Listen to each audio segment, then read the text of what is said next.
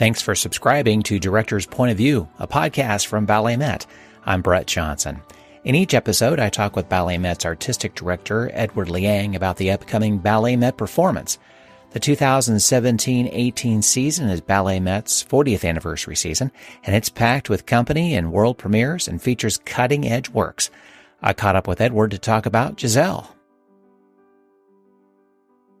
Let's set up the story for listeners who may not know it, of what the Giselle story is. Giselle is one of the quintessential iconic romantic ballets that has remained popular. There's a lot of romantic ballets that have been choreographed in the past that has not stayed on the main stage for ballets around the world. And what's interesting is that this ballet was first, I think, brought to life because of folklore. And during that time, I think that there was this idea of, there was a lot of integration with religion and superstitions. They wanted to create a ballet about that, especially during that time. And there was a lot of thought process about women back then and religion and sensuality and sexuality. What I mean by this is that the storyline is Giselle is the central character, and she is the daughter of one of the workers in a vineyard. Sometimes some productions are just that there is this village, but most folklore and most of the storyline or libretto for Giselle is that it's based in a village outside of a castle in a vineyard, and they're celebrating the autumn festival. Albrecht, who is royal blood in himself, has been coming to the village and has, I would say, wanted to start a love affair with Giselle. And Giselle in nature is very innocent and open and just a bright light. So he's drawn to that, even though he is betrothed to the lady of the castle and her father. And I think the father is a duke. I'm not really quite sure. Every sort of story is different, but they are the ones that own the castle and the vineyard. So the premise is that Giselle sometimes for different productions has a heart condition, and the story or the fable and this whole message is that women should not be dancing because it is they don't want to be sexualized.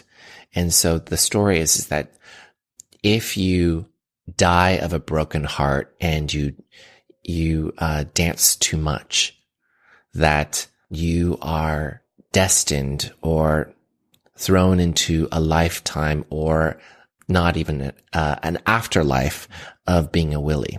And a willy is only for females, is if they have died from a broken heart before they were married and saved. The story is that Giselle dies of a broken heart from Albrecht betraying her. He goes into the forest trying to mourn and hopefully put a cross on her burial ground.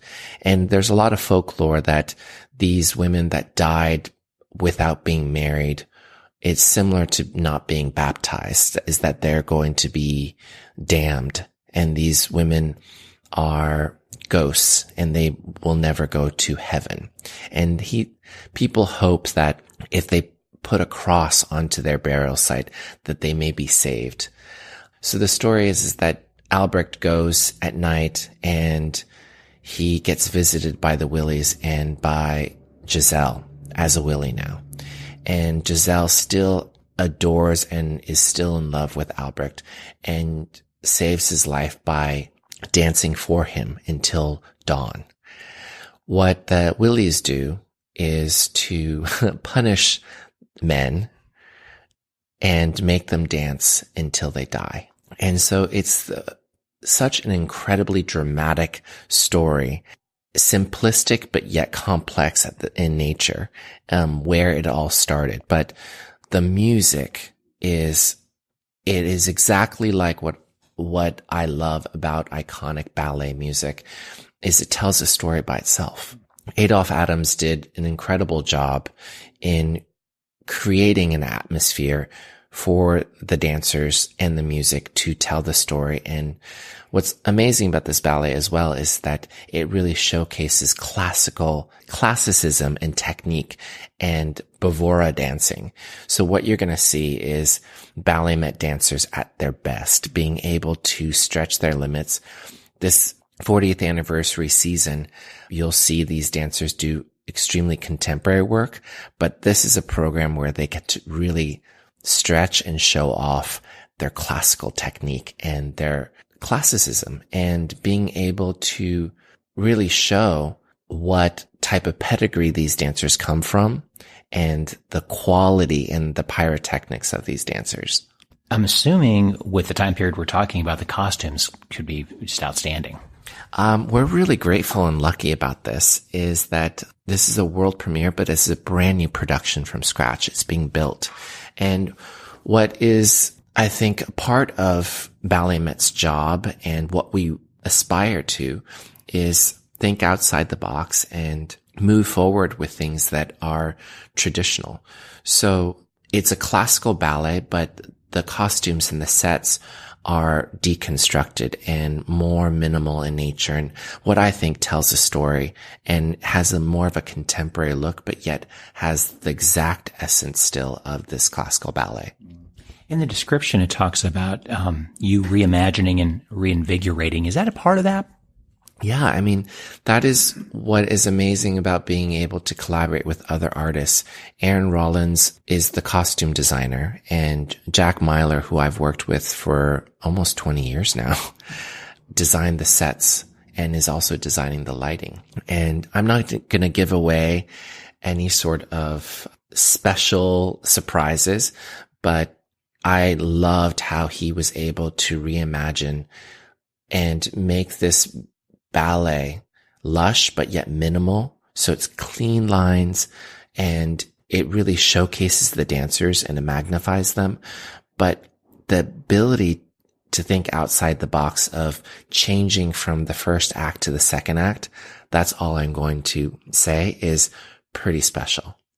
You're building up really well. Very special. Sounds perfect for Valentine's Day. I know that's always been a treat that around the Valentine's Day you have great performances that are great date nights. It is, it's something that I am personally impassioned about, is that these are wonderful times for people to share an evening, to be inspired, to be together and experience something. And that's what's so amazing about coming to the ballet or going to see the arts, is that you can take an incredible journey and you start the evening, but when you end the evening, you're still the same person, but you've taken a journey together and you've experienced something without having to, bring your passport or your driver's license, and you've taken a journey, but together. And that is really the true essence of what I think Valentine's Day is. Connecting with one another, especially somebody that you love and you want to either date or celebrate your marriage or etc. But it is really about celebrating the journey of life together and taking a journey with theater and art. I couldn't imagine anything more.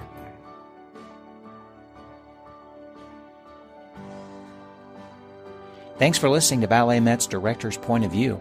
Since 1978, BalletMet has brought incredible dance to theaters, studios, and classrooms in Central Ohio and beyond.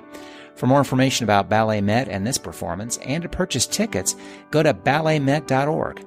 There you'll find all the social media connections as well. And be sure to subscribe to this podcast in iTunes or your favorite podcast player. Circle270media.com